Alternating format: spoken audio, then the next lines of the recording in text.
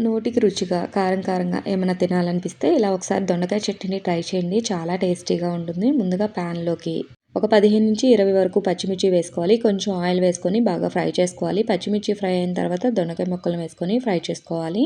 దొండకాయ ముక్కలను కూడా ఒక 5 మినిట్స్ అలా ఫ్రై చేసుకున్న తర్వాత 4 పెద్ద సైజు టమాటాలను తీసుకొని ముక్కలుగా కట్ చేసుకొని వేసుకోవాలి. అంతా ఒకసారి బాగా కలుపుకొని మూత పెట్టుకొని 15-20 నిమిషాలు లో ఫ్లేమ్‌లో కుక్ చేసుకోవాలి.